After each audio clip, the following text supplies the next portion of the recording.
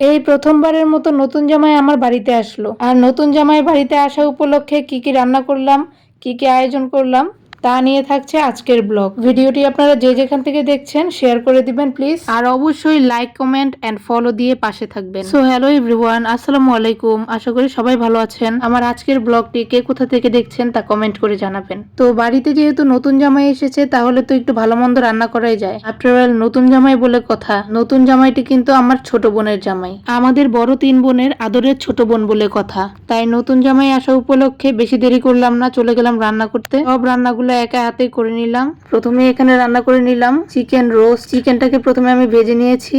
Recipe নতুন করে বলার মতো কিছুই নাই, কারণ রোস্টের অসংখ্য ভিডিও আমার পেজে আছে। নতুন করে আর রেসিপি ডিটেলস ভিডিওতে শেয়ার না করি। এখানে মশলা দিয়ে ভালোভাবে কষিয়ে নিয়েছি। এখন এই মশলার মধ্যে ভেজে রাখা চিকেন গুলো দিয়ে দিয়েছি।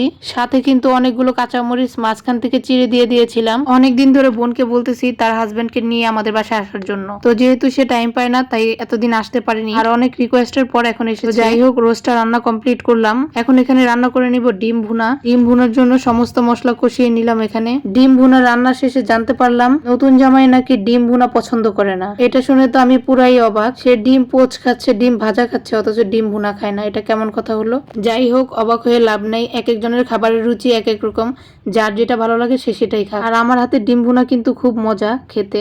আপনাদের আপু যা যা রান্না করে আলহামদুলিল্লাহ সবাই খেয়ে মজা বলে। জীবনে কিছু পারি বা না পারি, রান্নাটা বেশ মাশাআল্লাহ ভালোই পারি। আর দেখতে হবে তো কত বছরের অভিজ্ঞতা, প্রায় 10 থেকে 11 বছরের অভিজ্ঞতা। 10 বছরের সংসার জীবনে রান্না বান্নাই ছিল আমার মেন কাজ। তো যাই হোক, এখন এখানে কাবাব ভেজে নিচ্ছিলাম। এটা ছিল চিকেন কাবাব। এটাও কিন্তু আমি অনেকবার আমার ভিডিওতে দিয়েছি। তো যাই হোক, বেশ অনেকগুলা কাবাবই আমি ভেজেছিলাম।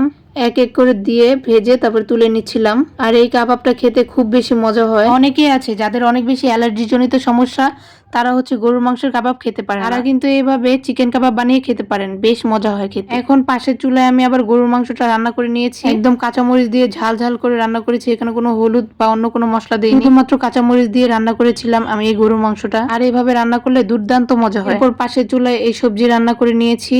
এটা ছিল আমার চিকেন মালাই সবজি। সব খাবার মিলিয়ে একটা সুন্দর একটা কম্বিনেশন হয়েছিল। এরপর দুপুরে সবাইকে খেতে দিয়ে আমি কিন্তু আমার প্লেটটা সাজিয়ে নিয়েছি। আমি আসলে পোলাও তেমন খেতে পারি না, তো প্লেটে অল্প একটু পোলাও নিয়ে তারপর চারপাশে তরকারিগুলো সাজিয়ে নিয়েছিলাম। দেখতে যতটা সুন্দর লাগছে আর খেতে তার থেকেও বেশি দ্বিগুণ মজা। আলহামদুলিল্লাহ আমার খাওয়া দাওয়া শেষ। এটা ছিল রাতের ভিডিও। এই কেকটা আমি ওদের আসা উপলক্ষে বানিয়েছিলাম, কিন্তু ওই দিনই আবার ওদের বিয়ে 10 মাস পূরণ হয়েছে। এটা আমি একদমই জানতাম না। বোনের হাজবেন্ড আমাকে চুপি চুপি এসে বলল, আপু আজকে আমাদের 10 মাস পূরণ হয়েছে, আপনি কেকের উপরে এটা লিখে দেন, আমি ওকে সারপ্রাইজ দিই। তো আমিও তার কথা মতো উপরে লিখে দিলাম হ্যাপি 10 মান্থ অ্যানিভার্সারি। তো যাই হোক, তাদেরকে কেক কাটতে বসিয়ে দিয়েছি রাতের বেলা। এদিকে নুজুমনি তো তার নতুন মামার কোলে উঠে বসে আছে। তারা কিন্তু কেউ খালু বলে না, সবাই মামা বলে ডাকে। যাই হোক, তাদের মামা কিন্তু অনেক বেশি কেয়ারিং, তাদেরকে অনেক বেশি আদর করে ভালোবাসে। তো আমার আজকের ভিডিওটা এই পর্যন্ত। সবাই অনেক বেশি দোয়া করবেন আমাদের জন্য। আল্লাহ হাফেজ।